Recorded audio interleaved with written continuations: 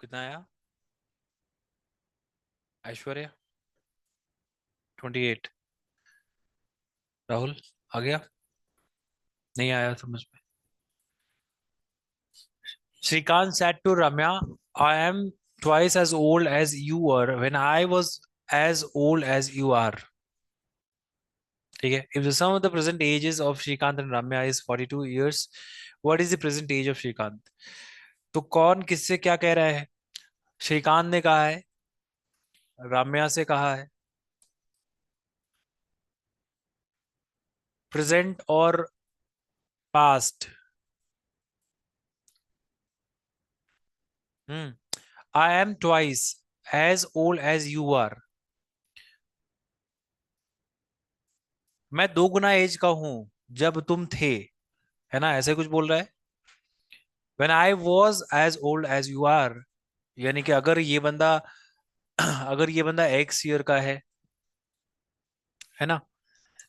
When I was as old as you are, यानी कि जब मैं तुम्हारी एज का था, यानी जितना एज तुम्हारी उतना एज जब मेरा था, उस टाइम जो तुम्हारी एज थी उसका दो गुना एज मेरा, यानी इसका वाई है तो ये इसका क्या हो जाएगा?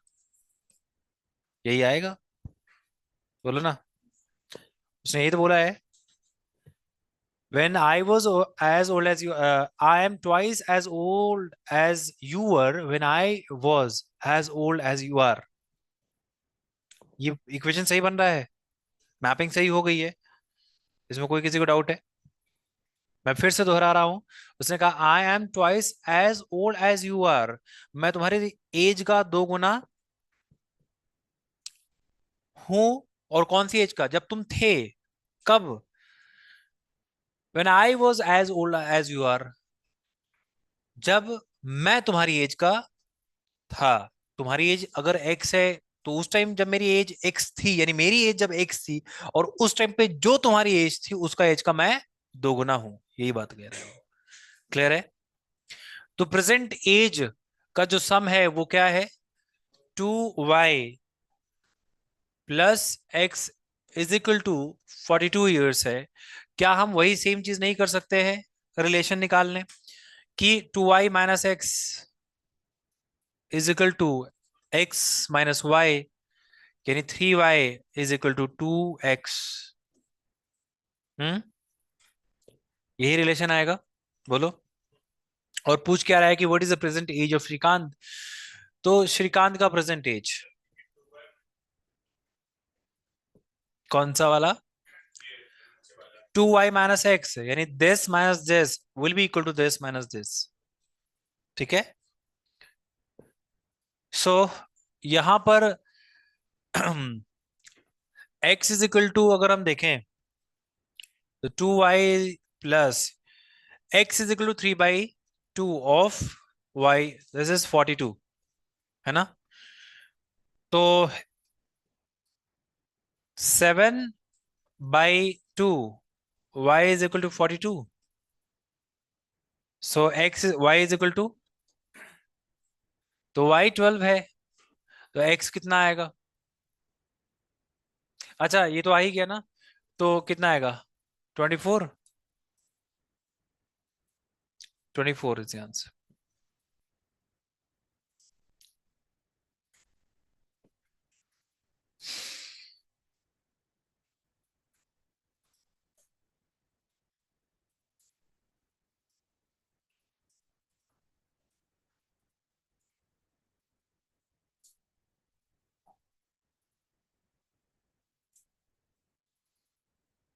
तुम बताओ।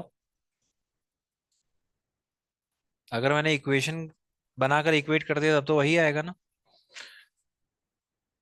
यार 24 साल उसका एज है तो इसका कितना होगा? 18।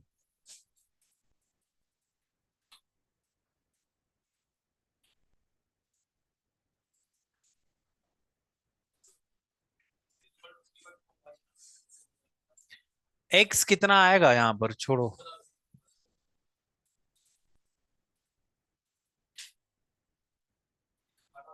अरे तो कितना क्या ही सोचना है यार, तो यहीं से दिख रहा है 18 ही आएगा क्योंकि इन दोनों का सम 42 है। अगर इसका 24 है, इसका 18 ही आना है। वो वहां से भी 18 आ रहा है, प्रॉब्लम क्या है? हाँ, समझ आ गया है? बोलो। नेक्स्ट। ये टाइप का सवाल हमने कर लिया है पहले से। मुझे एक प्रॉपर्टी है रेशियो की, उसको समझाना है। ये सवाल उसी प्रॉपर्टी पे बेस्ड है, ठीक है? तो रेशियो यानी फ्रैक्शन, फ्रैक्शन यानी कि प्रॉपर और इम्प्रॉपर, है ना? फ्रैक्शंस जो होते हैं ना,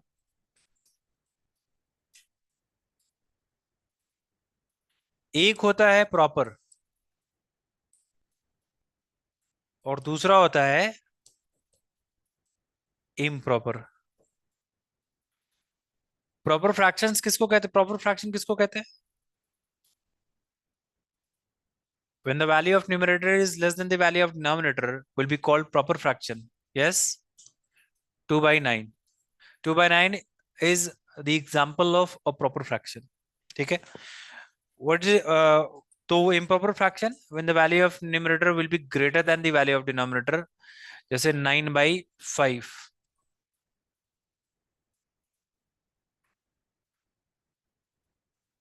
This is the example of the improper fraction. हाँ, ठीक है? तो प्रॉपर और इम्प्रॉपर पहले फ्रैक्शन समझ लो क्या है।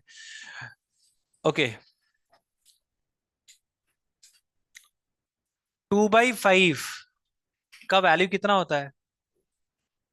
0.4। कितना होगा? नहीं, मतलब कितना होगा? 0.4 होगा कि कितना होगा? 0.4 होगा ना? अच्छा, न्यूमरेटर और डिनोमिनेटर में कोई कांस्टेंट ऐड करो, ऐड करा जाए तो 2 + 1, वही मैं 1 कांस्टेंट मतलब कुछ भी हो सकता है, 1 ऐड करो, 3 ऐड करो, जो भी ऐड करना है, but same constant numerator denominator में ऐड करो। तो यहां पर भी मैं 1 ही ऐड करूंगा। तो अभी ये कितना हो गया है? 3/6 ना, यानी कि 1/2। ठीक है, यानी कितना है ये?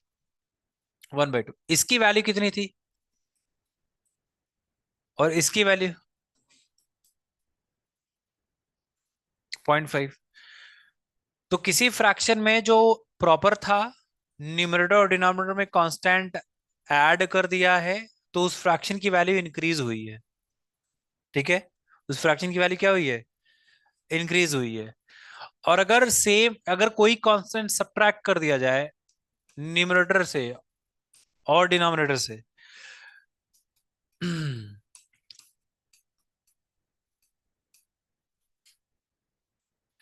तो ये कितना आएगा?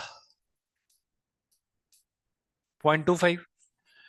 यानी अगर प्रॉपर फ्रैक्शन है, अगर प्रॉपर फ्रैक्शन है, न्यूमरेटर और डिनोमिनेटर में कांस्टेंट ऐड किया जाए या सब्ट्रैक्ट किया जाए, तो इम्पैक्ट वैसा ही पड़ेगा कि अगर ऐड कर रहे हैं तो फ्रैक्शन की वैल्यू इंक्रीज होगी, और अगर सब्ट्रैक्ट करेंगे तो फ्रैक्शन की वैल्यू डिक्रीज होगी। ये बात समझ में आ गई? अच्छा, ये तो है प्रॉपर फ्रैक्शन का नेचर। इम्प्रॉपर फ्रैक्शन जैसे 5/, यहां पर 3 ले लिया जाए, ठीक है ना? सो 5/3 का वैल्यू ये है 1.66 अप्रोक्स, ठीक है ना? ये क्या है? 1.66 अप्रोक्स है। और दिस फ्रैक्शन इज इम्प्रॉपर। अगर न्यूमरेटर और डिनोमिनेटर में कांस्टेंट ऐड किया जाए तो देखो फर्क क्या पड़ता है, कि मान लो 1 ऐड किया न्यूमरेटर में भी और 1 यहां पर डिनोमिनेटर में ऐड किया, तो 5 + 1 और 3 + 1, तो यहां पे मिला मिला मुझे 6। ये है 6 और ये क्या है? 4। यानी कि 3/, ये कितना है? 3/2, यानी 1.5। ये क्या है? 1.5। और सेम कांस्टेंट, अगर ये कोई भी कांस्टेंट, तो सेम मतलब है कि चलो मैं 1 ही ऐड करूं, सॉरी सब्ट्रैक्ट करूं, तो 5 - 1 और 3 - 1 कितना हो जाएगा? ये 4 हो जाएगा, डिवाइड बाई 2। ये कितना आएगा? 2। कितना आया है? 2। इम्प्रॉपर फ्रैक्शन का नेचर क्या है? तो अगर सेम कांस्टेंट ऐड किया जाए न्यूमरेटर और डिनोमिनेटर में, तो वैल्यू डिक्रीज कर रही है, फ्रैक्शन की वैल्यू यानी रिजल्टेंट जो फ्रैक्शन बनेगा उसकी वैल्यू ओरिजिनल फ्रैक्शन की वैल्यू से क्या होगा, कम होगा, डिक्रीज कर जाएगा। और अगर सब्ट्रैक्ट करेंगे, अगर हम सब्ट्रैक्ट कर रहे हैं, तो फ्रैक्शन जो है हमारा रिजल्टेंट फ्रैक्शन, उसकी वैल्यू ओरिजिनल फ्रैक्शन से क्या आएगी, ज्यादा आएगी। यहां तक बात समझ में आ गया? बोलो। तो ये जो नेचर मैंने समझाया है फ्रैक्शन यानी प्रॉपर का और इम्प्रॉपर का, ये काम का है। तो अगर आपने ये दोनों ही चीजें समझ ली हैं, तो अब ये सवाल ट्राई करो, ऊपर वाला हटा दो इसको।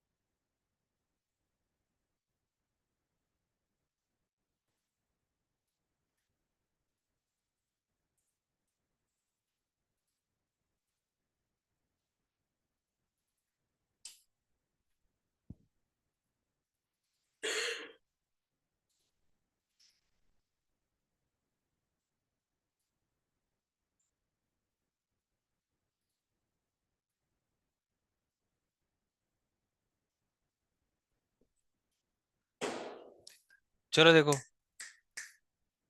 ध्यान दो।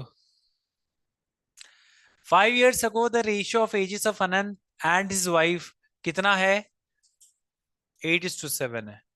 अनंत और उसकी वाइफ का रेशियो, अनंत अपॉन उसकी वाइफ का रेशियो जो आएगा ऐसे आएगा 8/7। क्या ये एक इम्प्रॉपर फ्रैक्शन है? हम्म। अच्छा, तो अगर मैं एज की बात करूं तो एज अनंत का होगा 8x और उसकी वाइफ का होगा 7x। अच्छा, अब कह रहे कि 5 साल पहले ये था, which of the following can be the ratio of their edges 10 years from now. 10 साल अभी से। तो एक बात बताओ, 5 साल पहले उनका एज ये था, है ना, और 10 साल अभी आने वाले टाइम पे, यानी उनकी उस टाइम की एज में कुल कितना ऐड कर दिया जाए? यस। सो 8x + 15, ध्यान दो, और 7x + 15, क्या किसी रेशियो में न्यूमरेटर और डिनोमिनेटर में सेम चीज ऐड की जा रही है? यस या नो? अच्छा, ऐड की जा रही है सेम चीज, जो कि ये फ्रैक्शन इम्प्रॉपर था। ये फ्रैक्शन कैसा है, इम्प्रॉपर फ्रैक्शन है। अगर एडिशन हो रहा है तो उसकी वैल्यू डिक्रीज होगी, उसकी वैल्यू क्या होगी, डिक्रीज होगी। अब इस इन चार ऑप्शंस में से कोई एक ऐसा वैल्यू जो बताओ, जो 8/7 से कम हो, वही आंसर होगा। What is 8/7? इट इज 114.28, मतलब परसेंटेज में, परसेंटेज में मतलब वैल्यू आएगी तो 0.1, नहीं 1.142856 ऐसा आएगा। ठीक है ना? तो इससे कम वैल्यू कहां पे मिल रही है? What is 10/9? 1/9 कितना होता है परसेंटेज में? देखो, 8/7 की वैल्यू है 1.142856 ऐसा करके आएगी। ठीक है? और 10/9 1 कितना आएगा, 11, हाँ, तो यही आंसर होगा। यही तो समझाया था उसमें। उसने बोला कैन बी मतलब पॉसिबिलिटी है कि ये हो सकता है। ठीक है ना, देयर इज अ कंडीशन। बाकी सारे ऑप्शन देखो, 10/7, 10/7, 1.42 अप्रोक्स, 1 पॉइंट, दिस इज 1.42। और ये क्या है, 11/8। और यहां पर भी देख लो, तो यही आंसर सेटिस्फाई करेगा, यही option, this will be the option. तो वो जो चीजें मैंने बताई थी ना, वो सिर्फ इसीलिए बताया था कि वहां पर प्रॉपर फ्रैक्शन और इम्प्रॉपर फ्रैक्शन का नेचर तुम्हें समझाना था, कि उसके नेचर के हिसाब से ये आंसर, ये उनके एजेस का रेशियो हो सकता है, उसने हो सकता की बात की, पॉसिबिलिटी की बात की है। ठीक है ना, कौन सा हो सकता है, तो भाई यही होगा, क्योंकि इसकी वैल्यू से कम आ रही है। रीजन क्या है कम आने का, कि इम्प्रॉपर फ्रैक्शन बन रहा था, न्यूमरेटर और डिनोमिनेटर में एक कांस्टेंट ऐड हो रहा था, तो उसमें इम्प्रॉपर फ्रैक्शन की वैल्यू क्या होगी, डिक्रीज होगी। यानी आने वाले साल में उनकी जो उनका जो एजेस का जो रेशियो होगा, वो ओरिजिनल यानी अभी के वैल्यू से क्या होगा, कम होगा, छोटी होगी। ठीक है ना, बात समझ आ गई? हटा दे, छोड़ो,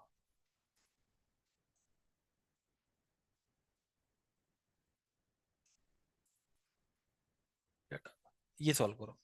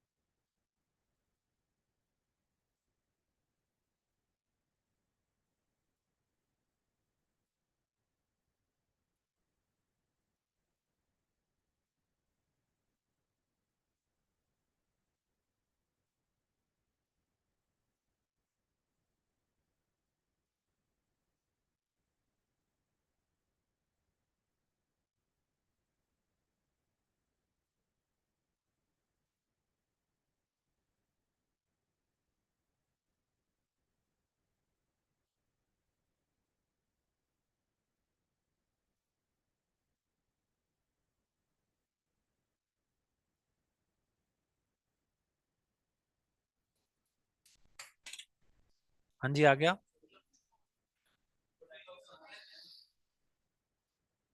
देखो समझ आया, देखो देखो, a sum of money was supposed to be distributed between M and N in the ratio 4:5, M और एन में किस डिस्ट्रीब्यूट होना था? 4 और 5 के रेशियो में, ठीक है ना? यानी मान लो एम को 4x मिलना था और इसको 5x, प्लीज बात नहीं। Instead distributed among M N P, और ये ना हुआ तो ये कर दिया गया कि इन तीन में डिस्ट्रीब्यूट कर दिया गया, और रेशियो बना है 3। यानी ये डिस्ट्रीब्यूट होने के बाद यहां पर अलग वेरिएबल लेके आएंगे, ठीक है ना? पैसा तो उतना ही रहा होगा डिस्ट्रीब्यूशन के लिए, जो पैसा एम और एन में डिस्ट्रीब्यूट होना था, इंस्टेड वही पैसा इन तीन में डिस्ट्रीब्यूट कर दिया गया। तो क्या ये बराबर होगा, इक्वल होगा? 5 + 4 कितना होगा? 9x हो जाएगा, और ये कितना आएगा? 6y हो जाएगा। तो 3 3 ठीक है ना? अच्छा, अब हुआ क्या कि if M gained 5,000 rupees due to this, what was the total amount distributed? अगर एम को गेन हो रहा है तो एक काम कर लिया जाए जरा, यहां पर एम क्या पा रहा है वाई में, ये देख लिया जाए वाई के टर्म में। तो उसके लिए हमें क्या करना पड़ेगा, एक्स को हटाकर, तो क्या आएगा? 4 × 2/3 वाई, है ना? और गेन कर रहा है, इसका मतलब ये वैल्यू ज्यादा होगी और ये वैल्यू कम होगी। तो 3y माइनस का 8y/3, यहां से आएगा y/3, और कितने से? कुछ गड़बड़ हो रहा है क्या? 3 3 9, 9 - 8, 1y, और ये है 5,000 के बराबर, यानी y इज इक्वल टू 15,000। अगर y 15,000 है, हाँ, तो ये 6y यूज करना पड़ेगा, क्योंकि y की वैल्यू निकली है तो 3 2 5 और एक 6, सो 90,000, है ना? 6y is equal to 90,000।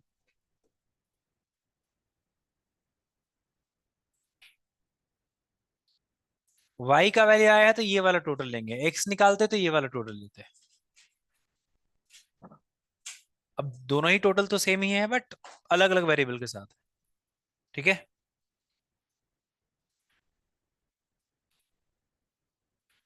Proportionality, ठीक है। तो प्रोपोर्शनैलिटी का बिल्कुल बेसिक वाला फंडा हम पहले समझेंगे, क्या है प्रोपोर्शनैलिटी।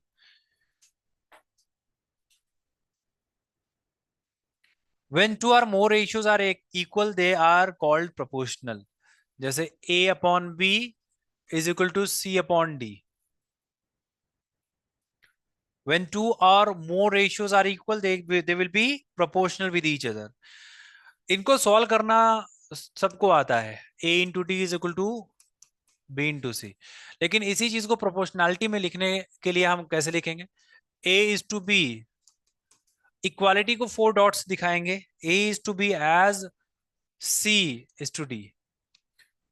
यहां पर ये फर्स्ट प्रोपोर्शनल, ये कहलाएगा सेकंड प्रोपोर्शनल, और ये आएगा थर्ड प्रोपोर्शनल, और this will B fourth proportional, ठीक है?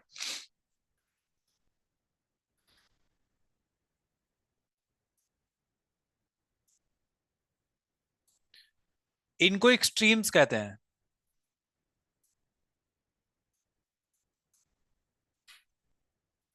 और इनको मींस।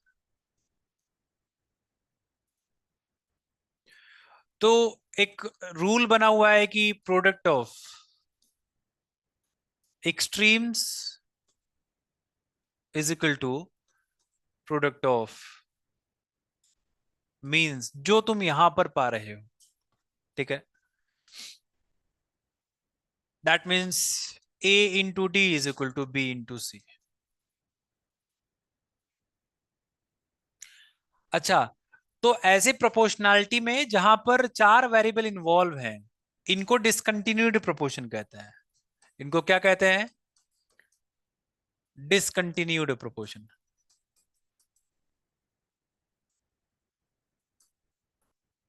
इनको डिसकंटिन्यूड प्रोपोर्शन, 4 वेरिएबल इन्वॉल्व है, डिसकंटिन्यूड प्रोपोर्शन होंगे, ठीक है ना? और जब प्योरली डिसकंटिन्यूड प्रोपोर्शन पे सवाल आएगा तो 3 वेरिएबल गिवन होंगे, यानी तीन वेरिएबल की वैल्यू गिवन होगी, चौथा बताना पड़ेगा। तो तुमसे पूछ सकता है कि जैसे मान लो कि मैंने यहां पर 4, 6 और 9 ये तीन नंबर्स दिए। इन तीन नंबर्स के लिए चार सवाल पूछे जा सकते हैं, डिसकंटिन्यूड में चार तरह के सवाल होंगे। पूछ सकता है कि फोर्थ प्रोपोर्शन बताओ।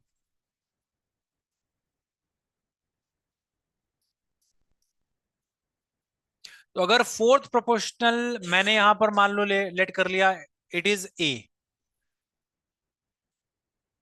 या फिर यहां से हटा के मैं इसको पी ले लूं। मेरा फोर्थ प्रोपोर्शनल पी है। फोर्थ प्रोपोर्शनल क्या है मेरा? पी। ये अपनी जगह लेगा। तो जिन जैसे जिस ऑर्डर में नंबर्स लिखे गए हैं उसी ऑर्डर में पढ़ते हैं। This will be the first proportional, ये सेकंड, और ये थर्ड, और थर्ड के बाद आता है फोर्थ। तो इसको लिखेंगे 4:6 एज 9:P, ऐसे लिख देंगे। थर्ड प्रोपोर्शनैलिटी पे सवाल हो सकता है कि थर्ड प्रोपोर्शन बताओ। अगर थर्ड प्रोपोर्शन मेरा क्यू है तो ये अपनी जगह लेगा। इन्हीं तीन नंबर्स के लिए थर्ड प्रोपोर्शनल, इन्हीं तीन नंबर्स के लिए, दिस इज द फर्स्ट, ये सेकंड, और ये कौन सा है? थर्ड, तो ये बनेगा फोर्थ।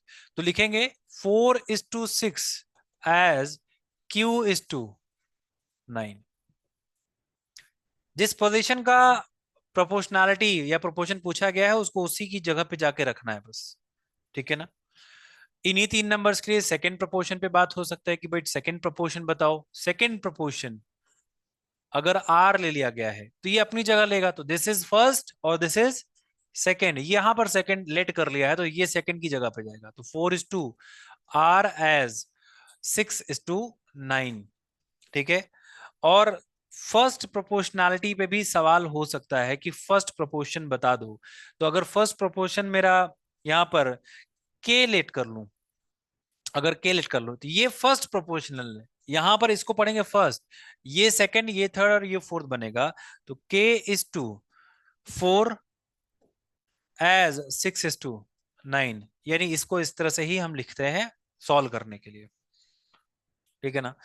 एनमैट स्नैप बेस्ड सवाल इस पे आ सकते हैं एग्जाम में। एनमैट स्नैप में इस पे बेस्ड सवाल आ सकते हैं। यहां तक क्लियर है? नोट कर लिया? अगर नोट नहीं किया हो तो पिक्चर ले लो। अब इसमें होता क्या है कि अगर एक केस मान लिया जाए यहां पर,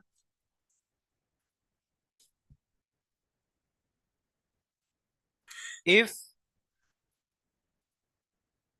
B is equal to C, if B is equal to C यानी कि मीन्स आर इक्वल, अगर मीन्स इक्वल है तो ऐसी सिचुएशन में जो प्रोपोर्शन होता है वो कंटिन्यूड प्रोपोर्शन कहलाता है। वो क्या कहलाएगा?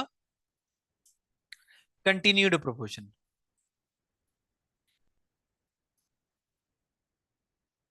Continued proportion. अगर बी और सी बराबर हैं तो इन्हीं चीज इसी को लिखेंगे कैसे? A/B is equal to B/D, या फिर A/C is equal to C/D। यानी जो B है वही C है, या फिर जो C है वही B है। तो चाहे मैं C को B लिखूं या फिर B को C लिखूं, बात सेम है। आया बात समझ में? तो जहां से खत्म हो रहा है वहीं से शुरू होगा। तो यानी ऐसे प्रोपोर्शन को क्या कहेंगे? कंटिन्यूड प्रोपोर्शन कहेंगे। ऐसे प्रोपोर्शन को क्या कहेंगे? कंटिन्यूड प्रोपोर्शन कहेंगे। तो यहां पर A:B एज B:D, या फिर A:C एज C:D। ठीक है। ये फर्स्ट प्रोपोर्शनल होगा, इनको मींस कहेंगे और इनको कहेंगे थर्ड, कंटिन्यूड में। ठीक है ना? आया बात समझ में?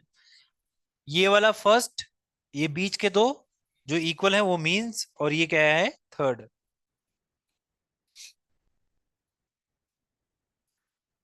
और जब कंटिन्यूड प्रोपोर्शन पे सवाल आएगा ना, तो कंटिन्यूस प्रोपोर्शन में कितने वेरिएबल दिख रहे हैं तुमको? 3 वेरिएबल, यानी सवाल 3 ही पूछे जा सकते हैं। 3 वेरिएबल तो 3 सवाल। ये 2 नंबर है, इन्हीं 2 नंबर्स के लिए तुमको 3 सवाल पूछे जा सकते हैं। Third proportional. थर्ड प्रोपोर्शन क्या है बताओ? तो अगर मैं लेट कर लू थर्ड प्रोपोर्शन, यहां पर अगर थर्ड प्रोपोर्शन में एक्स ले लूं, एक्स, तो ये इसी ऑर्डर में पड़ता है। दिस इज फर्स्ट, और ये बनेगा मीन। ये क्या बन जाएगा? मीन, और ये होगा थर्ड। तो लिखने का तरीका होगा 4:9 एज 9:x। जिस ऑर्डर में लिखा है उसी ऑर्डर से पढ़ना शुरू करेंगे। फर्स्ट और मीन। ध्यान रहे कंटिन्यूटी प्रोपोर्शन के सवाल की पहचान है कि 2 ही नंबर दिए जाएंगे। 2 नंबर यानी कंटिन्यूटी प्रोपोर्शन पे सवाल है। ठीक है ना? तो ये पहला प्रोपोर्शन और ये मीन बन जाएगा, और थर्ड तुमने लेट किया है जिसको उसकी जगह पे रखो। यस। मीन प्रोपोर्शन पे सवाल आ सकता है। Mean proportional, mean proportional, Y let कर लो। मीन है ये, यानी ये बीच में रखा जाएगा, तो ये पहला बनेगा, दिस फर्स्ट, और दिस इज मीन, और ये क्या हो जाएगा? थर्ड। तो लिखने का तरीका क्या होगा? 4:, वाई एज y:9। आ रहा है समझ में? और लास्ट सवाल पूछा जा सकता है कि फर्स्ट प्रोपोर्शन बताओ, व्हाट इज फर्स्ट प्रोपोर्शन? तो अगर मैं इसको z लेट कर लूं, तो ये मेरा फर्स्ट है, तो ये क्या बन जाएगा? मीन, और ये बनेगा थर्ड। तो z:4 एज 4:9।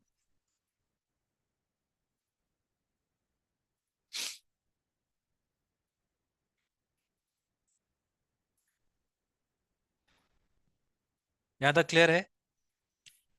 तो discontinued proportion, there are 4 variables, और continued proportion there are 3 variables. 3 variable 3 सवाल। ठीक है ना? इस पे सवाल करेंगे हम। और कुछ और रूल हैं प्रोपोर्शनैलिटी के।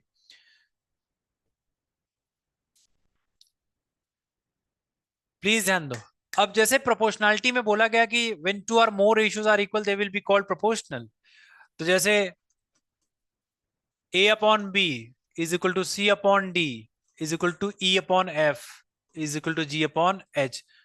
मान लो ये मैंने 4 रेशियोज है, इक्वल करके लिख लिया, यानी कि सारे प्रोपोर्शनल हो गए, यानी इनकी वैल्यू सेम होगी, यानी कि किसी कांस्टेंट के बराबर होगी। केस एनी कांस्टेंट, है ना?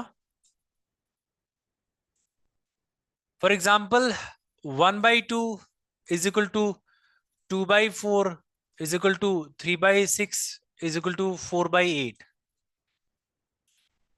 इसका वैल्यू कितना है? 0.5। इसका वैल्यू कितना है? 0.5। इसका भी 0.5, इसका भी 0.5। तो जाहिर सी बात है हर एक की वैल्यू 0.5 आ रही है, यानी कि किसी कांस्टेंट के बराबर है।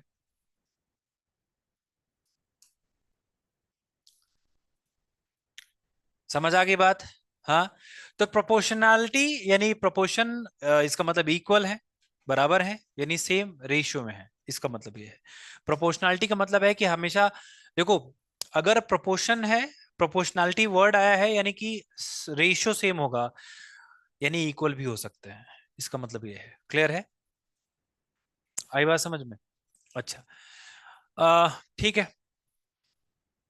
तो जब ऐसा होता है तो न्यूमरेटर्स का सम अपॉन डिनोमिनेटर्स का सम भी उसी सेम कांस्टेंट के बराबर आता है, यानी a plus C plus E plus G upon B plus D plus F और प्लस एच, यानी इनका भी वैल्यू उसी सेम कांस्टेंट के बराबर आएगा। तो ये सारे कैलकुलेशन का पार्ट है। ठीक है ना? यानी अगर इसको ना पढ़ा जाए तो कोई फर्क नहीं पड़ेगा ज्यादा। ज्यादा क्या पढ़ नहीं पड़ेगा, वैसे कर लोगे कैलकुलेशन। चाहो तो तुम चेक करो, 4+3 +2+1 कितना आया? 10। और 8+6 +4+2 20, तो 10/20 इज 1/2, सेम आएगा। ठीक है?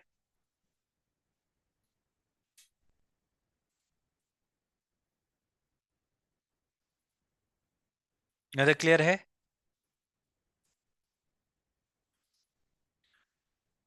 एक छोटा सा क्वेश्चन लिखो, ए अपॉन बी प्लस सी, मतलब सॉल्व करो इसको।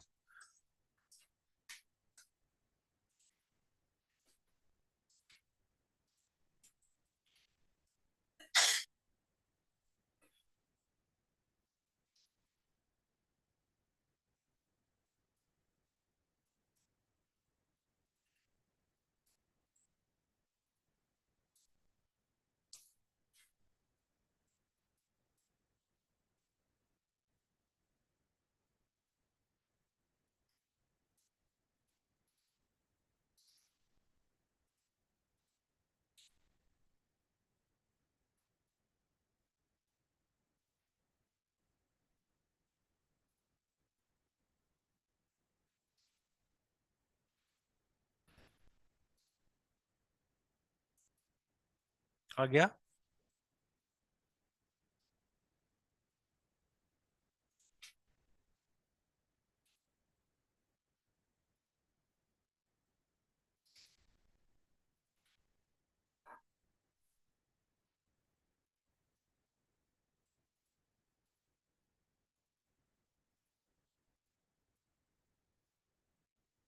हाँ जी।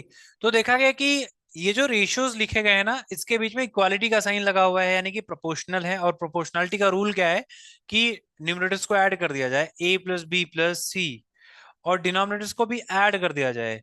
तो जब आप ऐड करोगे तो आप पाओगे twice of a plus b plus c, और that is equal to k by 11।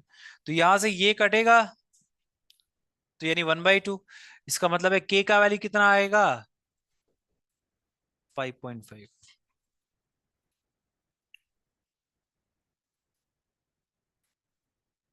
बोलो, समझ आ गया है? It is 5.5। ठीक है।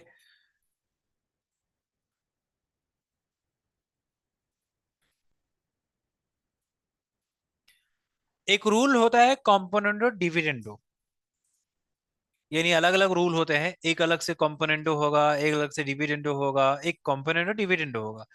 यानी कि बुक जो तुम्हें मिली होगी, उसमें इस तरह से लिखा गया होगा। तो कॉम्पोनेंटो डिविडेंडो ये सब मत समझो।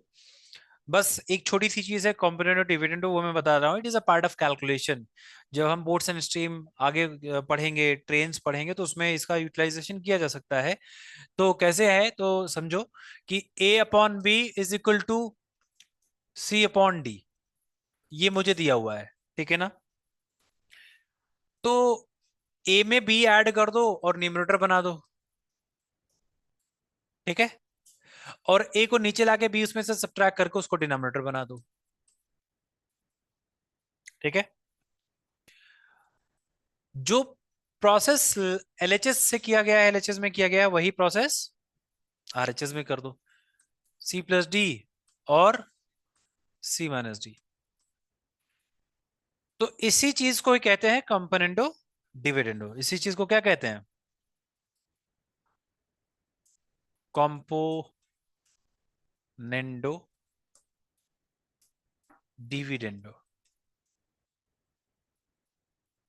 इसको क्या कहते हैं? Componendo dividendo. और अगर तुम्हें ऐसा कुछ लिखा दिखाई दे और तुम्हें ये चाहिए, तो वही वापस से कर दो जो करके आए हो। कर दो, ए प्लस बी, डिनोमिनेटर को ऊपर ले आओ, ऐड कर दो ए माइनस बी। हाँ। और इसको नीचे ले आओ, ए प्लस बी को, और सब्ट्रैक्ट करा दो ए माइनस बी, जो करके आए हो वही करा दो वापस से।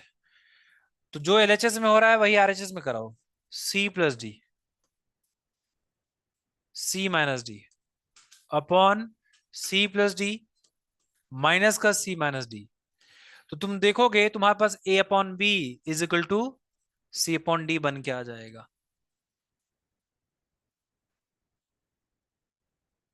आया है?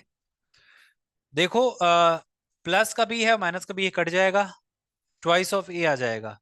और ए है यहाँ पे बाहर माइनस लगा हुआ है, यहाँ पे पॉजिटिव ए है, तो बाहर निकलेगा तो माइनस ए आ जाएगा, तो ए और माइनस ए कट जाएगा, और ये माइनस का बी है, माइनस की वजह से प्लस प्लस बी बन जाएगा, तो ट्वाइस ऑफ बी आ जाएगा, तो twice of A upon twice of B मतलब ए अपॉन बी। सिमिलरली यहां पर भी मिलेगा। तो जो करके आए हो वही तुमने यहां पर करा है। ठीक है।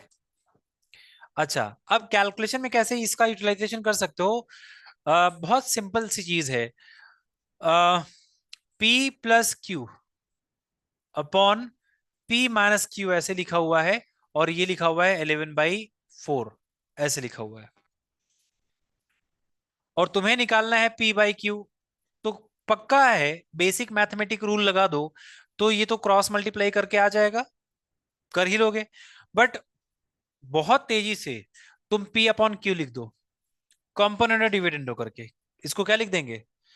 सेम वेरिएबल यहां हो पॉजिटिव साइन के साथ, और सेम ही वेरिएबल हो नेगेटिव, तभी कंपोनेंट और डिविडेंडो आप यूज कर सकते हैं। ठीक है,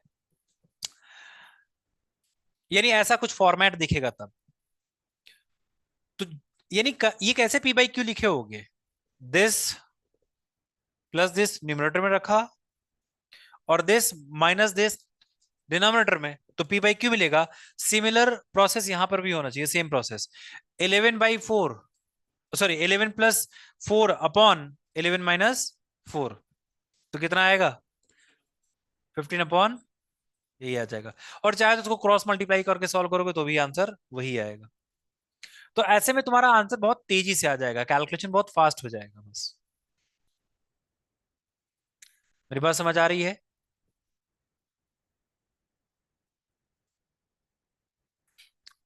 ठीक है।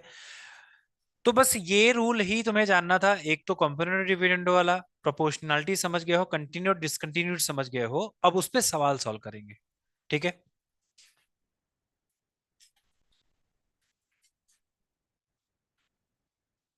Solve it.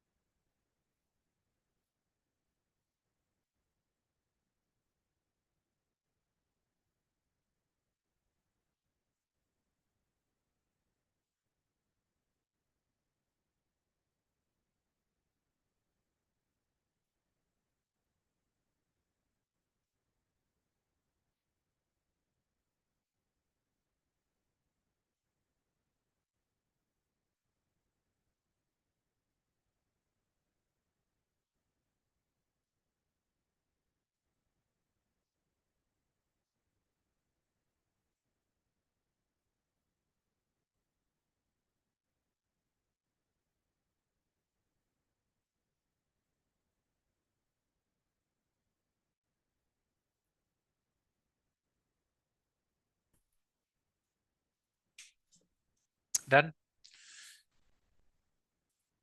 अन्या, देखो please, third proportional of 21 and 42 is a दिया हुआ है। A is third proportional. There are two numbers given in the question. मतलब पहले स्टेटमेंट में 21 and 42, 21 and 42 का थर्ड प्रोपोर्शनल ए दिया है, यानी कि ये कंटिन्यूड प्रोपोर्शन में सवाल है। तो क्या करोगे तुम? 21:2, 42 है ना, एज 42:2 ए, यही करोगे ना? यही थर्ड प्रोपोर्शनल है इन्हीं दो नंबर्स के लिए। ये पहला बनेगा, ये मीन बन जाएगा, बताया था ऐसा। 21 into ए, यानी एक्सट्रीम्स प्रोडक्ट का एक्सट्रीम्स का product. 21 into A is equal to 42 into 42, यानी ए इज इक्वल टू 84। ये क्या आएगा? 84 आएगा। और mean proportional of 49 and 121, mean proportional क्या दिया हुआ है? बी दिया हुआ है। तो अगर मीन प्रोपोर्शनल बी दिया हुआ है, यानी ये बनेगा पहला और ये बनेगा थर्ड। हाँ, 49 और 129 121 के लिए B is the mean proportional. और अगर बी मीन प्रोपोर्शनल है तो 49 पहला बनेगा, फर्स्ट प्रोपोर्शनल, और 121 थर्ड। तो 49 is to b as b is to 121, product of extremes is equal to product of means, तो b square is equal to 49 into 121, square root लेने पे आएगा 7 इंटू 11। कैसे 7? क्योंकि 49 का स्क्वायर रूट होता है 7 और 121 का 11। तो b इज इक्वल टू कितना आया है? 77। और इनका अगर हम रेशियो ले लें तो क्या आएगा? 12:2। ये आंसर। ठीक है, तो जैसा बताया गया, जैसा पढ़ाया गया, वैसा सवाल दिया है ताकि कॉन्सेप्ट समझ आ जाए और अच्छे से एप्लीकेशन करते आ जाए। Next question, solve it.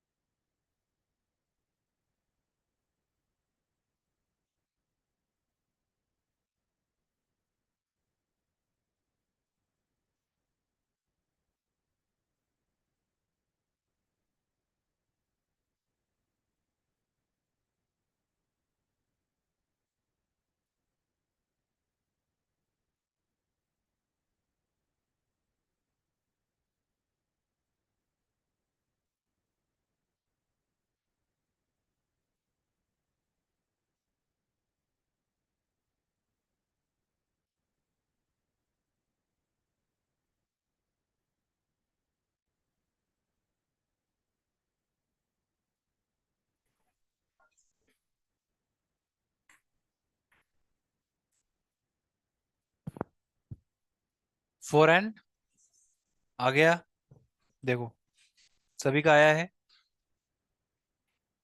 तुम दोनों का आया। If 12 is the mean proportional of a and B, a और बी के लिए मीन प्रोपोर्शनल क्या है? 12 है। लिखोगे कैसे?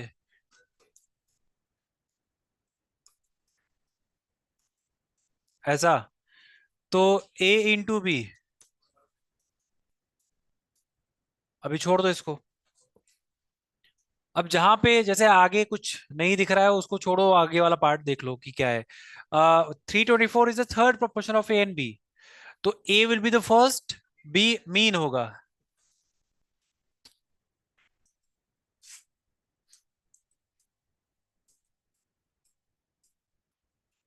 तो ए इंटू 324 और ये बी स्क्वायर हो जाएगा। अब तो तुम्हें दिख रहा है कि ए और बी है, यहां से एक काम कर लिया जाए, ए एंड बी, तो एक काम करके इसको ए इज इक्वल टू या फिर बी इज इक्वल टू निकाल लेना। चलो a is equal to 144 divided by b कर लो और रिप्लेस करा दो। तो 144 by b into 324 is equal to b square. तो b cube is equal to 144। तो 144 इज व्हाट, सो 16 इंटू 9, और ये है 18 इंटू 18, 18 का स्क्वायर। ठीक है ना। 16 इंटू 9 क्या होता है, 144। अब बी का वैल्यू निकालना है, यानी कि क्यूब रूट निकालना है। ठीक है, यहाँ पे क्यूब बनने चाहिए। ठीक है, 9 इंटू 2 और 9 इंटू 2, 16 2 जा 32 और 2 जा 64, वो आएगा 4 से बाहर, वो आएगा 4 से बाहर, 4 से। और 9 9 जा, अच्छा 9 ही आएगा, यस। 3 बार 9 है तो ये आ जाएगा 9, तो आएगा 36। So b is equal to 36। Numbers में इसकी और समझ ज्यादा बढ़ेगी कि कैसे हम स्क्वायर रूट और वो निकालेंगे। आ, ये सबको समझ आ गया है। हम्म। और ये 18 का स्क्वायर, इसको स्प्लिट करके देख लिया ना कि क्या बन रहा है, तो ये बना 9 इंटू 9 इंटू 9, 3 बार दिख रहा है तो एक 9 बाहर आ जाएगा। यस, क्यूब रूट निकाल रहे हैं ना। और ये 16 इंटू 2 है यानी 64, तो ये 4 का क्यूब है तो 4 बाहर निकलेगा, तो 4 इंटू 9 आएगा। ठीक है, तो बी अगर 4 इंटू 9 है तो ए कितना हो जाएगा, ए आएगा 4। हाँ, ए 4 आ जाएगा। ठीक है, हो गया। हटा दो इसको। अभी रुको,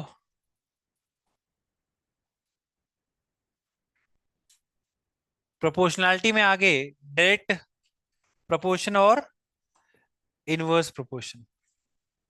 ठीक है,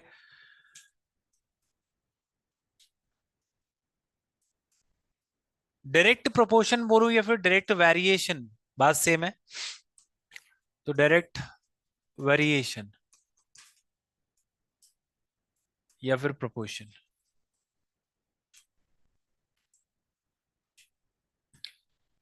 डायरेक्ट वेरिएशन क्या होता है, देयर आर टू वेरिएबल्स, दोनों एक दूसरे से ऐसे रिलेटेड हो कि अगर एक इंक्रीज हो तो दूसरा भी इंक्रीज हो, सेम नेचर का इंपैक्ट पड़े दोनों पे। जैसे कि ए और बी है, यहां पर मान लो कि ए एंड बी, ए के इंक्रीज करने से बी इंक्रीज कर जाए, या ए की डिक्रीज करने से बी डिक्रीज हो जाए, तो ऐसी सिचुएशन में हम बोलेंगे कि A is directly proportional to B, या फिर A varies directly as B, और उसको लिखते हैं ऐसे।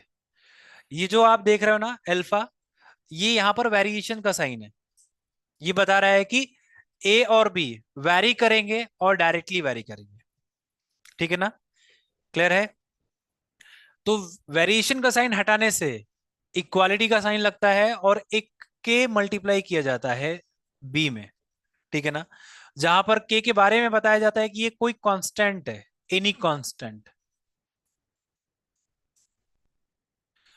अब क्या करना है कि बी को इधर लेके आओ, तो A upon B is equal to K निकल के आता है। तो कहा जाता है कि जो दो वेरिएबल डायरेक्टली वैरी कर रहे हैं उनका रेशियो कांस्टेंट होगा।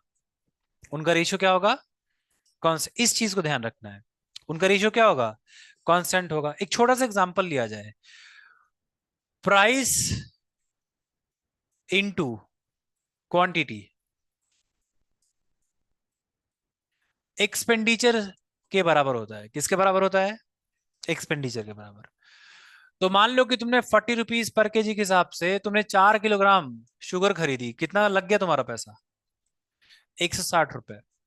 ठीक है ना, अगली बार तुम फिर गए उसी शॉपकीपर के पास प्राइस अभी भी 40 ही है, लेकिन तुमने कहा मुझे इस बार 5 किलो चाहिए, तो कितना खर्चा हुआ? 200। क्या प्राइस कांस्टेंट है? क्या यहाँ पे प्राइस कांस्टेंट है? यानी प्राइस को कांस्टेंट रखा गया तो क्वांटिटी और एक्सपेंडिचर डायरेक्टली वेरी कर गए।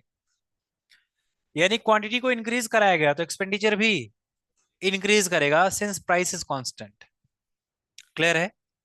तो आपसे हमेशा याद रखना कि कोई दो वेरिएबल जो आपस में मल्टीप्लाई हो रहे हैं, यानी अगर दो वेरिएबल के प्रोडक्ट हो रहे हैं, उनमें से किसी एक को कांस्टेंट रखा जाए, है ना, तो जाहिर सी बात है कि बचे हुए दो वेरिएबल जो होंगे वो डायरेक्टली वेरी कर जाएंगे। क्योंकि जाहिर सी बात है कि अगर हम दो वेरिएबल को मल्टीप्लाई कर रहे हैं तो किसी न किसी प्रोडक्ट के बराबर आएंगे, किसी न किसी, कि जैसे यहाँ पे प्राइस और क्वांटिटी को मल्टीप्लाई कराया गया तो एक्सपेंडिचर के बराबर आएगा, तो एक्सपेंडिचर भी अपने आप में एक वेरिएबल है। तो कुल मिलाकर इस फॉर्मेट में कितने वेरिएबल हैं? 3 वेरिएबल हैं। तो जो दो वेरिएबल मल्टीप्लाई हो रहे हैं उनमें से किसी को कांस्टेंट रखा जाए तो बचे हुए दो डायरेक्टली वेरी करेंगे। कि प्राइस को कांस्टेंट रखा गया, हम चाहते तो क्वांटिटी को भी कांस्टेंट रख सकते थे। तो अगर क्वांटिटी कांस्टेंट होता तो प्राइस बढ़ेगा तो एक्सपेंडिचर भी बढ़ेगा, और प्राइस अगर घटेगा तो सॉरी, हाँ, प्राइस अगर घटा तो एक्सपेंडिचर घट जाएगा। देख लो कि 50 रुपीज पर केजी के हिसाब से तुमने 3 केजी शुगर खरीदे तो कितना आया? 150 रुपये आया। लेकिन दाम बढ़ गया और 3 ही किलो खरीदना है, कितना आया? 180।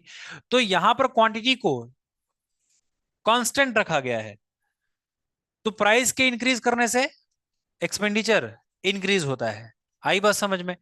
तो उसी वजह से उसने कहा कि जो दो वेरिएबल डायरेक्टली वेरी कर रहे हैं उनका रेशियो कांस्टेंट होगा। उनका रेशियो क्या होगा? कांस्टेंट। तो पहली वाली सिचुएशन में, जो पहला वाला केस अगर लिया जाए, इसको हटा दूं मैं, पहला वाला केस है, तो क्या कांस्टेंट है यहाँ पे? प्राइस है। तो डायरेक्टली वेरी कौन कर रहे हैं? क्वांटिटी और एक्सपेंडिचर। तो ये मेरा Q1 है और ये मेरा Q2 है। Q1/Q2 इज इक्वल टू, ये मेरा E1 है यानी एक्सपेंडिचर 1, ये मेरा E2 है, तो E1/E2। तो इसको भी ऐसे भी लिखा जा सकता है, Q1/E1 is equal to Q2/E2।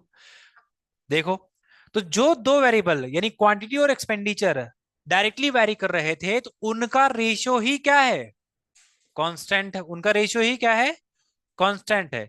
यानी कि ए और बी यहां डायरेक्टली वैरी कर रहे थे, तो एक्चुअली में दो सेट्स ऑफ इंफॉर्मेशन होगी, जहां पर A1/B1 is equal to A2/B2 होगा। इसीलिए कहा जाता है कि जो दो वेरिएबल डायरेक्टली वैरी करेंगे उनका रेशियो क्या होगा? कांस्टेंट होगा, यानी कि ये will be equal to this, जो वहां पर बताया गया है। आया बात समझ में? बोलो।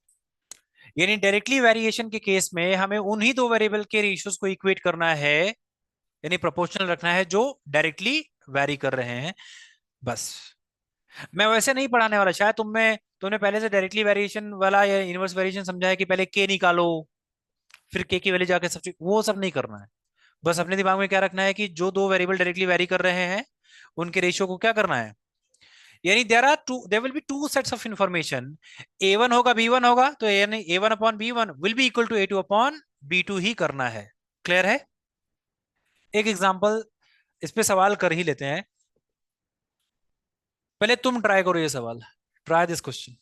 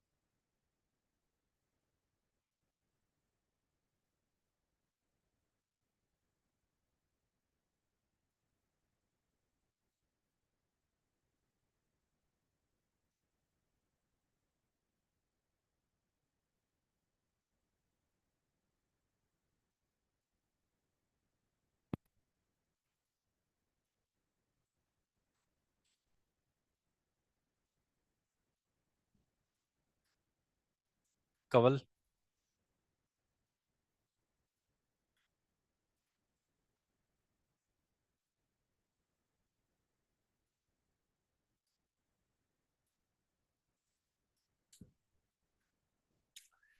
अच्छा देखो प्लीज, पहले समझो कि कैसे क्या करोगे।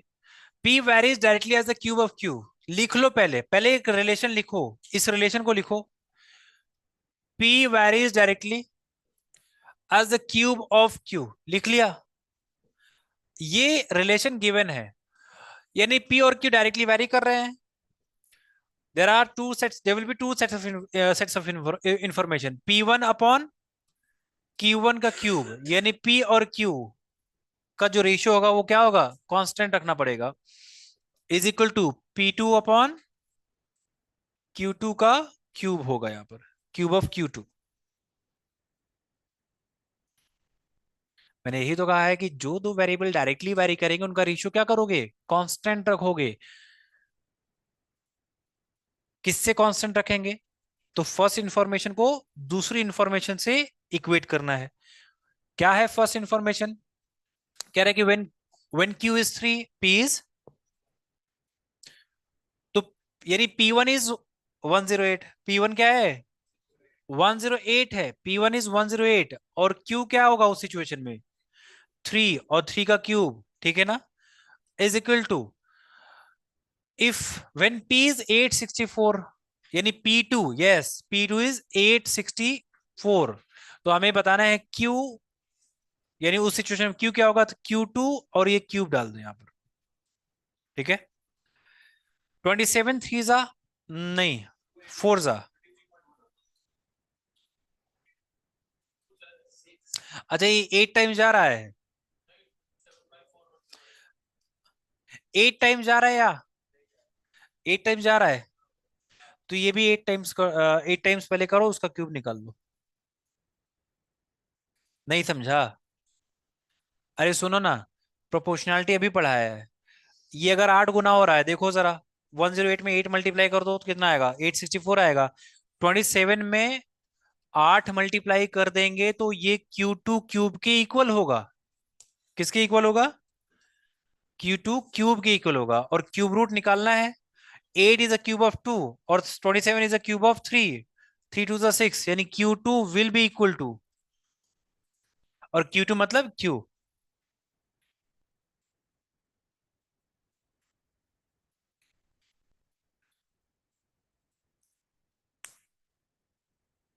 हमें 27 into 8 है, यानी जो ये आया है ना, ये नहीं बताना है, क्योंकि 27 into 8 करेंगे तो हमें Q2 क्यूब का वैल्यू मिलेगा, बट हमें Q का चाहिए, यानी Q2 चाहिए, तो Q2 के लिए मुझे क्यूब रूट निकालना पड़ेगा।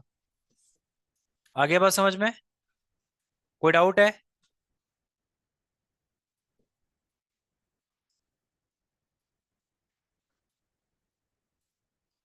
27 कहाँ से आ गया,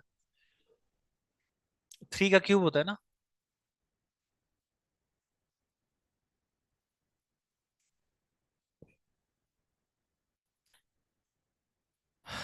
चलो, क्या डायरेक्ट वेरिएशन समझ आया है, आया है, डायरेक्ट वेरिएशन समझ आया है या नहीं आया।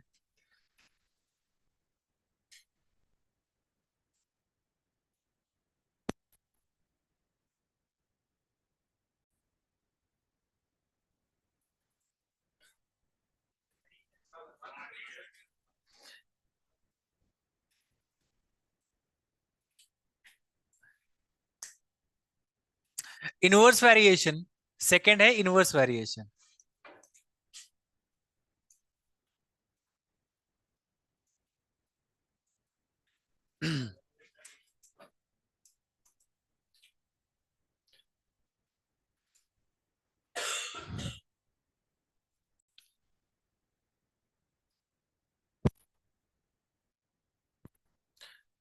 इनवर्स वेरिएशन,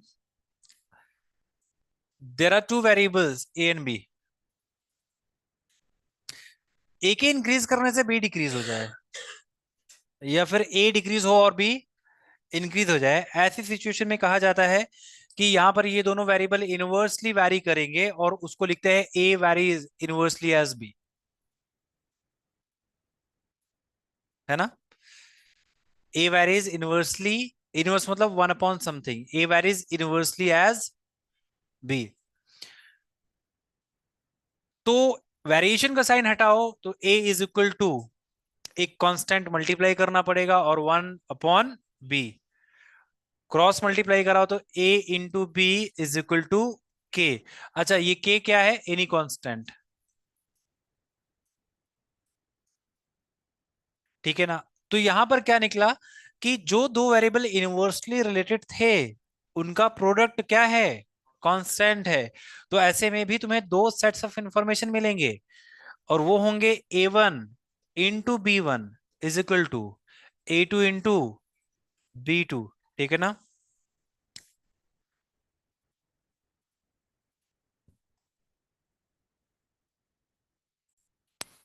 हाँ जी। तो ये समझ आ गया है कि जो दो वेरिएबल इनवर्सली वैरी करेंगे उनका प्रोडक्ट क्या करेंगे हम? कांस्टेंट रखेंगे। एक छोटे से एग्जांपल से समझा जाए, वही price into quantity. Price into quantity is equal to क्या होता है? एक्सपेंडिचर होता है। प्राइस और क्वांटिटी का, क्या ये बता रहा है कि दो वेरिएबल का प्रोडक्ट को कांस्टेंट रखा जाए? क्या ये बोल रहा है कि दो वेरिएबल के प्रोडक्ट को, यानी कि अगर 40 रुपीज पर केजी के हिसाब से मैं 5 किलो शुगर खरीद रहा हूं तो कितना लगा? 200 रुपया लगा। प्राइस बढ़ जाए 50 रुपीज पर केजी के हिसाब से और मुझे एक्सपेंडिचर सेम ही करना पड़े, तो कितना खरीदना पड़ेगा? यानी इस सिचुएशन में क्या कांस्टेंट है? यानी अगर दो वेरिएबल के प्रोडक्ट को कांस्टेंट रखा जाए तो वो दो वेरिएबल इनवर्सली रिलेटेड होंगे, ठीक है? तो this into this is equal to this into this, यानी P one into Q one is equal to P two into Q two. तो जो यहां पर बताया गया है कि अगर दो वेरिएबल इनवर्सली वैरी करते हैं तो उनके प्रोडक्ट को कांस्टेंट रखो, ठीक है? ये है इनवर्स वेरिएशन।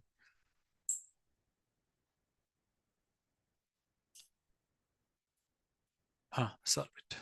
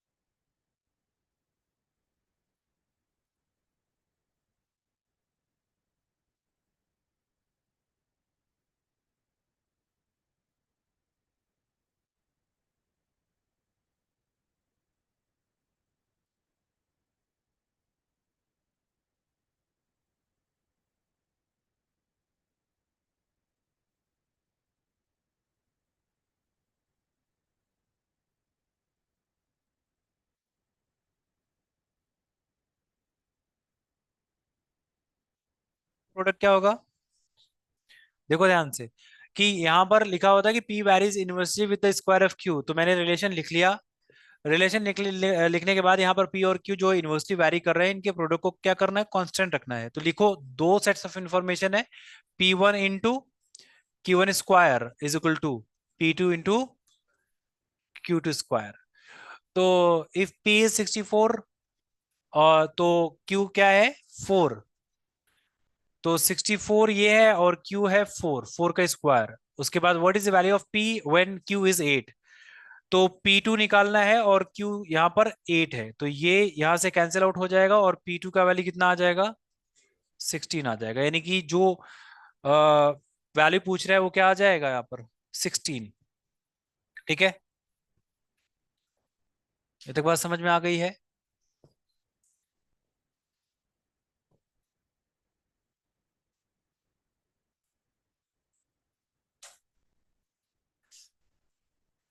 अब ये एक ज्वाइंट वेरिएशन का एग्जांपल है। ज्वाइंट वेरिएशन क्या होता है उसको समझ लो। ज्वाइंट वेरिएशन देखो ऐसे बात करेगा वो कि P varies directly with Q and inversely with R and inversely with R। ये एक रिलेशन दिया है, मतलब ऐसे दो पार्ट में करके बोला है कि P जो है वो Q से डायरेक्टली वैरी कर रहा है और R से वो इनवर्सली वैरी कर रहा है। तो ज्वाइंट वेरिएशन कोई टाइप नहीं है, हमें यहाँ पे क्लब करना होता है, दो वेरिएशंस को क्लब करना है। तो दो डायरेक्ट वेरिएशंस को क्लब कर सकते हैं या फिर दो अलग अलग वेरिएशंस को भी क्लब कर सकते हैं। तो क्लब करने पर आएगा कि P दोनों के साथ कॉमन है, तो P वैरी करेगा डायरेक्टली विद Q से और इनवर्सली विद R से। ऐसे लिखना है बस। और इसी चीज को एक और तरीके से बोला जाता है, वो ये है, वो ऐसे कह सकता था कि P varies directly with Q when R is constant। ऐसे बोलेगा, when R is constant।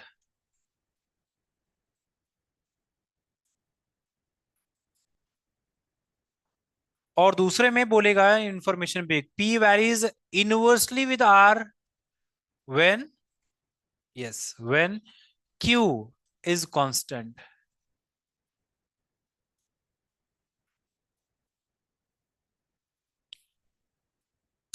तो ये दोनों चीजें अलग अलग नहीं है, उनको एक्सप्रेस किया गया है अलग अलग तरीके से, लेकिन सेम चीज है। ज्वाइंट करने पे सेम ही चीज बनेगी। तो यहां पर जब ज्वाइन करेंगे तो भी क्या आएगा, ये P varies directly with Q और इनवर्सली विद R। तो जो डिनोमिनेटर में लिखेंगे वो इनवर्सली वैरी करेगा और जो न्यूमरेटर में होगा वो डायरेक्ट वैरी करेगा। अच्छा, उसके बाद यहां पर कैसे लिखेंगे कि भैया जो दो सेट्स ऑफ इंफॉर्मेशन होंगे वो क्या होंगे, P1 into R1 upon Q1। ऐसे ही तो लिख दो यहाँ पे कि P और Q डायरेक्टली वैरी कर रहे हैं तो इनका रेशियो, और जो दो वेरिएबल इनवर्सली वैरी कर रहे हैं उनका प्रोडक्ट, ठीक है ना, is equal to P2 R2 upon. समझ आ गया बात? हाँ। तो आप इस तरह से ही फिर लिखेंगे। तो अगर ऐसा कुछ भी आता है, चाहे इस टाइप से बोले या फिर इस टाइप से बोले, हम उनको क्लब करेंगे ऐसे, और जैसे बताया गया है वैसे लिखेंगे। जो दो वेरिएबल डायरेक्टली वैरी करेंगे उनका रेशियो कांस्टेंट आएगा, और जो इनवर्सली वैरी करेंगे उनका प्रोडक्ट कांस्टेंट होगा। बात समझ आ गई है? बोलो, नोट कर लिए इसको? अब सवाल पे। ठीक है, सॉल्व इट।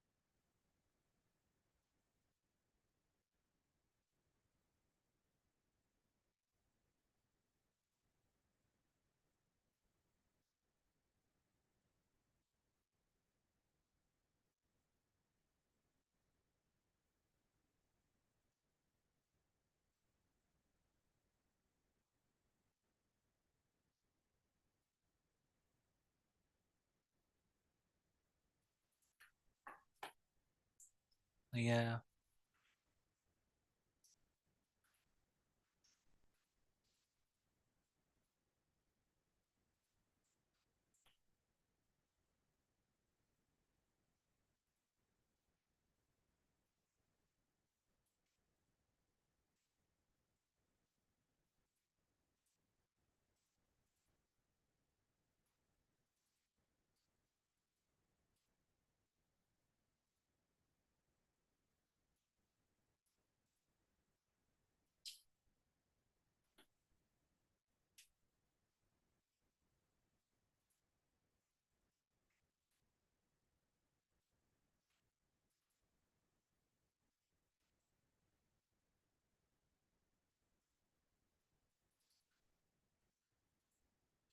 हाँ जी देखो, A varies directly with B cube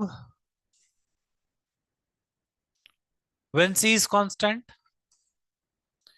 A varies directly with B cube जब C क्या है, कांस्टेंट है.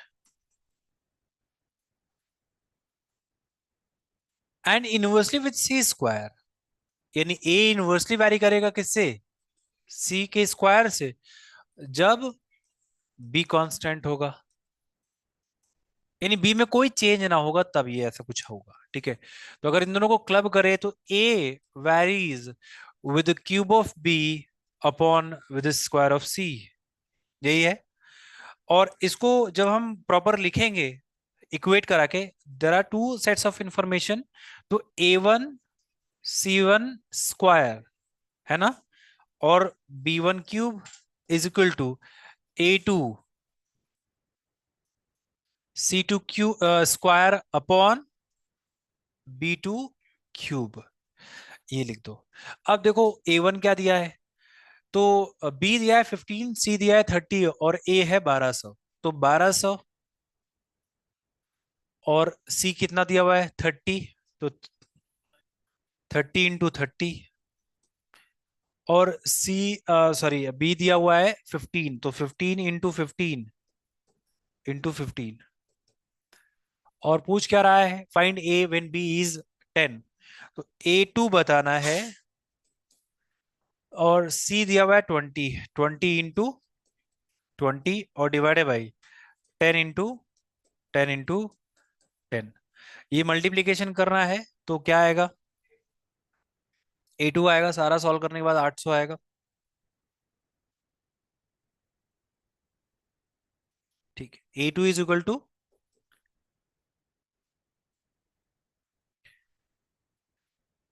बहुत ही आसान तरीके से इनको बताया गया है कि जैसे आपको रिलेशन दिया है उसको क्लब करिए, क्लब करने के बाद सही फॉर्मेटिंग करिए, फॉर्मेटिंग के बाद वैल्यूज सब्स्टिट्यूट करिए और आंसर निकाल. क्लब कर लिया था, यही फॉर्मेट नहीं कर पाए थे. बोले यहां तक क्लियर है, हटा दो इसको.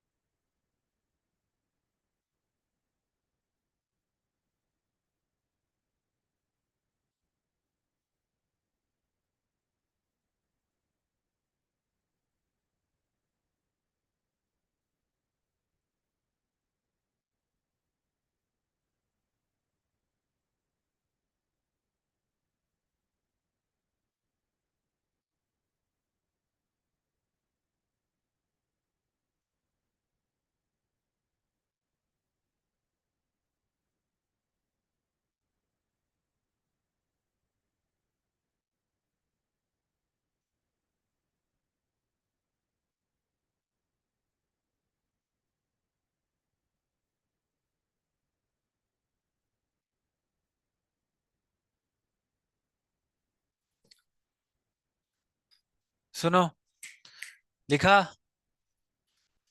अफिया, आंसर आया? स्नेहा, साहिल, देखो, force of attraction F between two bodies varies directly with the product of their masses. Product of their masses. When the distance between them is constant, यानी उनके बीच में जब डिस्टेंस क्या हो, यानी डिस्टेंस को कांस्टेंट यहां पर रख रहा है कि भाई डिस्टेंस कांस्टेंट रहे।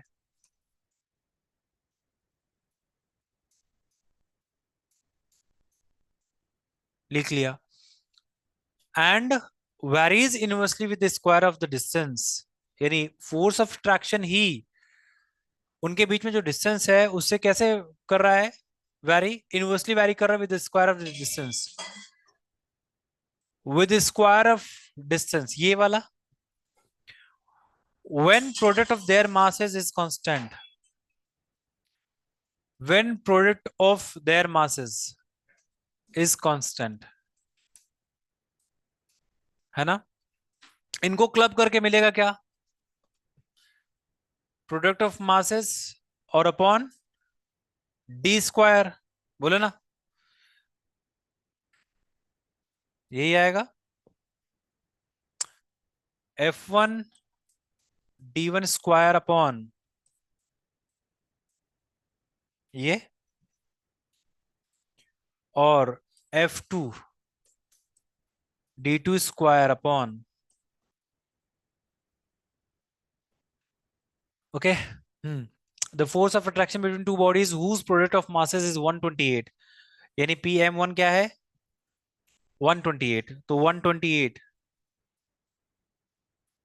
and are separated by 4 units is 512, यानी फोर्स ऑफ अट्रैक्शन 512 है, 512 है, और उनके बीच का डिस्टेंस क्या है?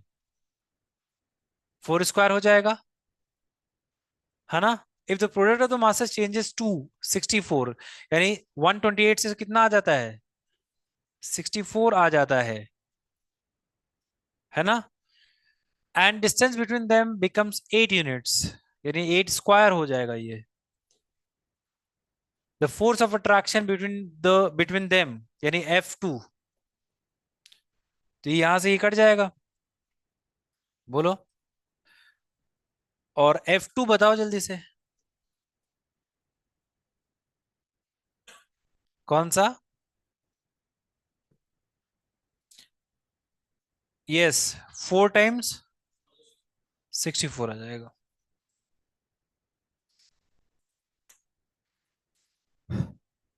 इतना बड़ा सवाल इतने आराम आराम से अगर हम कर पा रहे हैं, सही फॉर्मेटिंग, सही चीज, सही तरह से, जो बताया है वही करो सिर्फ, बट उसमें भी तुम्हें बोर हो रहा है।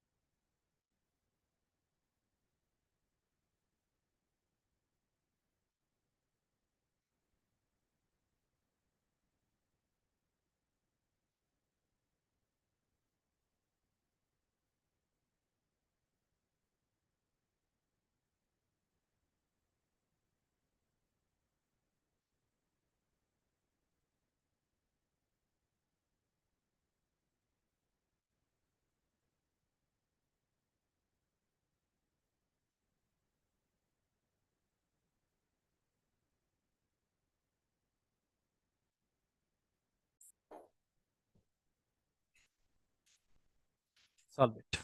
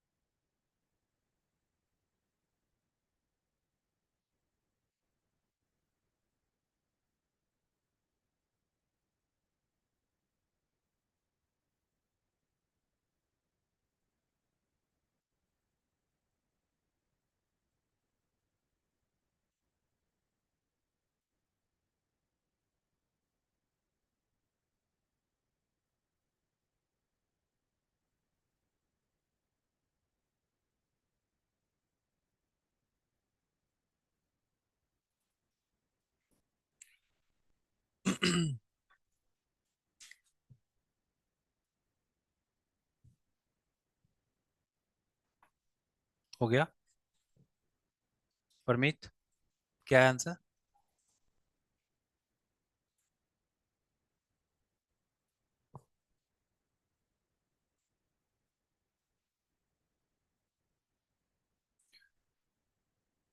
Okay, the salary of sales executive consists of two parts, a fixed part and a variable part which is dependent on the number of items sold. तो सैलरी यानी एस इज इक्वल टू, एक fix part है और दूसरा vary करेगा। और अगर मान लेते हैं कि एक्स रुपीज पर आर्टिकल उसको मिल रहा है और नंबर ऑफ आर्टिकल्स जो वो बेच रहा है वो ए नंबर ऑफ आर्टिकल्स बेच रहा है। अभी ये बनाते हैं, this is a general format of salary. तो उसको 45,000 रुपीज का सैलरी मिलता है, ये फिक्स है। और कितना आर्टिकल बेचने पे? 120, एक्स इंटू 120। ठीक है। और नेक्स्ट क्या बोल रहा है? ही सेल्स 180 आर्टिकल्स नेक्स्ट मंथ, और 60,000 मिलता है उसको। 60,000 एफ प्लस एक्स इंटू 180। इन दोनों को साइमल्टेनियसली सॉल्व कर लो तो एक्स का वैल्यू आ जाएगा। तो 60x इज इक्वल टू 15,000। तो x इज इक्वल टू 250। और फिक्स कॉस्ट निकल आएगा, एफ का वैल्यू कितना आएगा? 15,000। ठीक है। अब कह रहे हैं 150 आर्टिकल्स बेचना उसको, तो 150 इंटू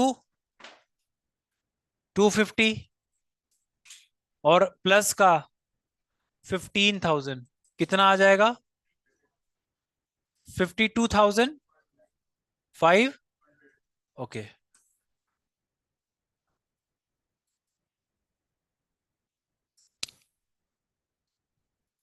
कौन सा? ये फॉर्मेट सैलरी का ना, salary will be equal to fix plus variable, fix और वेरिएबल का कॉम्बिनेशन। ठीक है।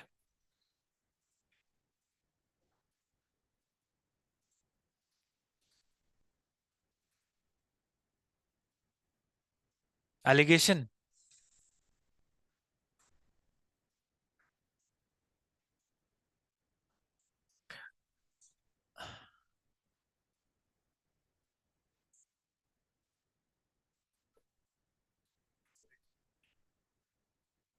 हम्म। हम्म।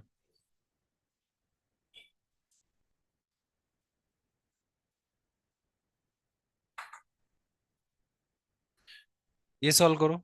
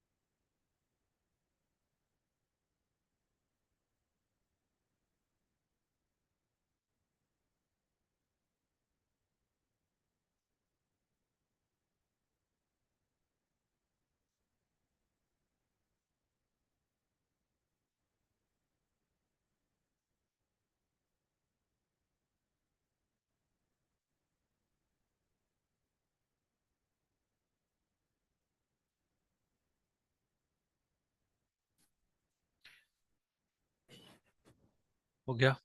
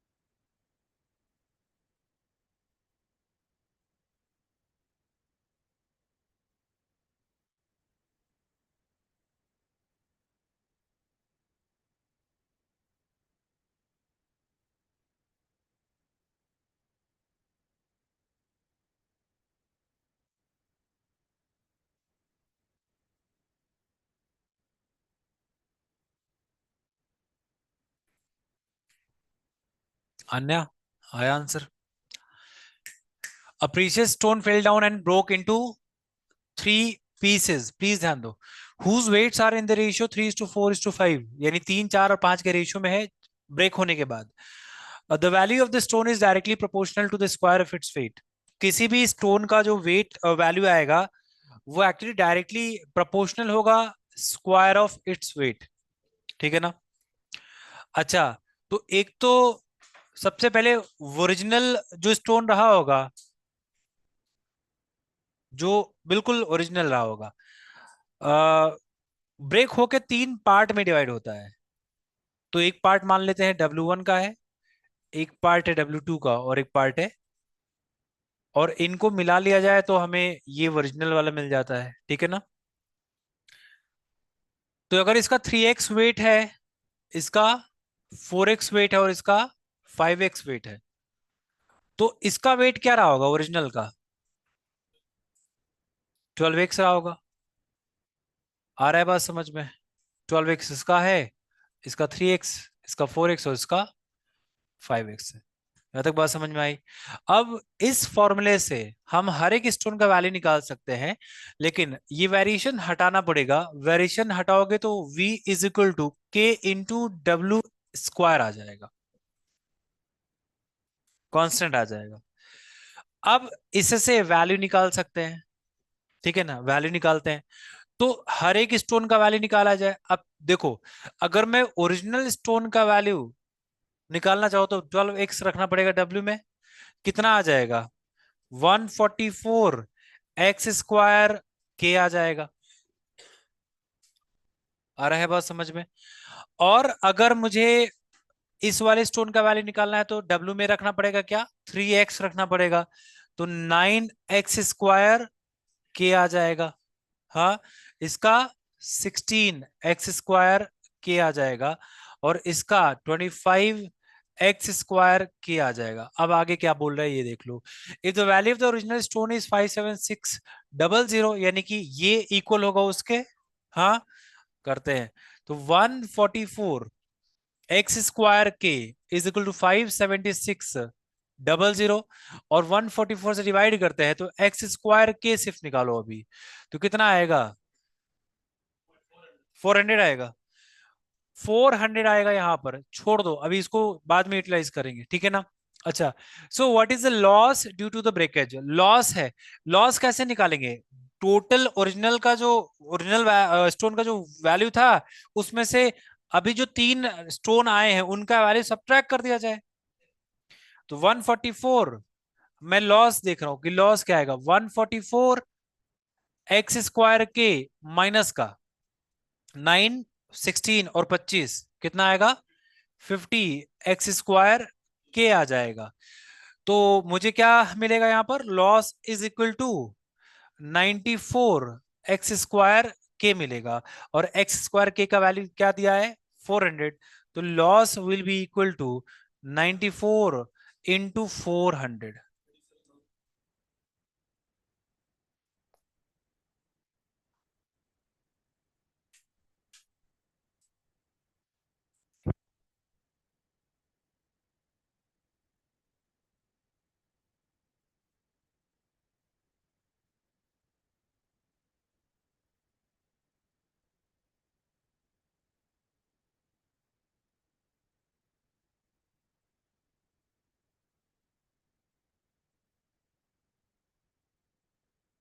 यहाँ तक हो गया? बोलो, समझ आ गया है?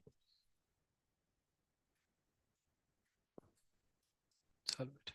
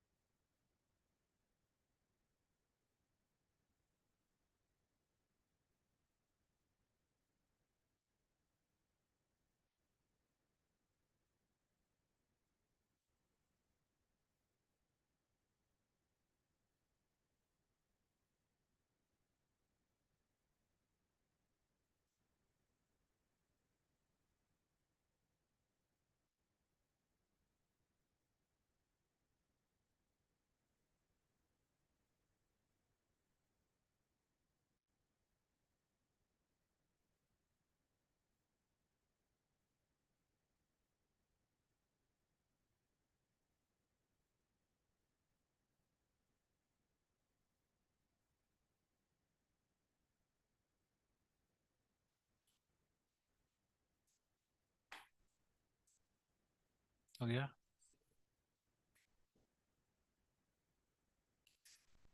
ये वैसे ही सवाल है जैसा अभी तुमने किया था।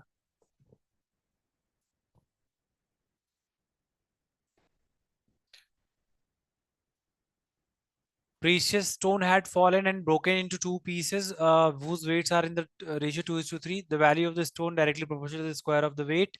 तो V is directly proportional to the square of the weight. बस करो। अभी देखो इधर।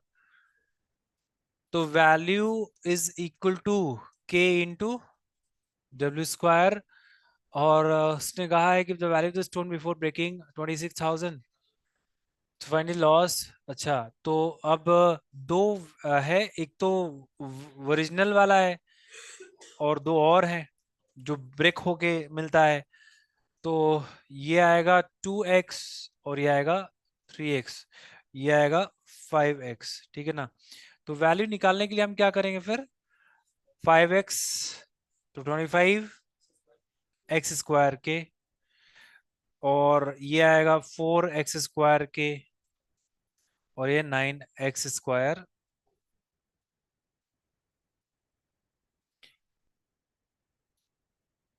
तो ये आएगा वहां पर, है ना? तो 25 x स्क्वायर के इज इक्वल टू 26,000। कितना आएगा? 10 1040 ऐसा आएगा। और लॉस निकालना है तो क्या करेंगे? 25 में से इसको हटा देंगे। 12 लॉस ना।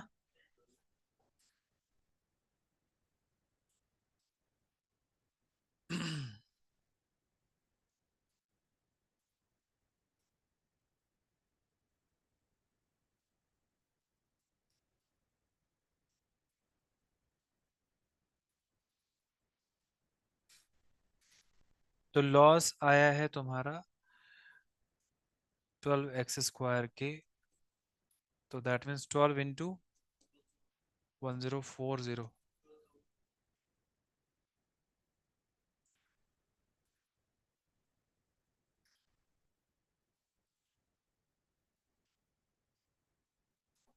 यहाँ तक समझ आ गया है?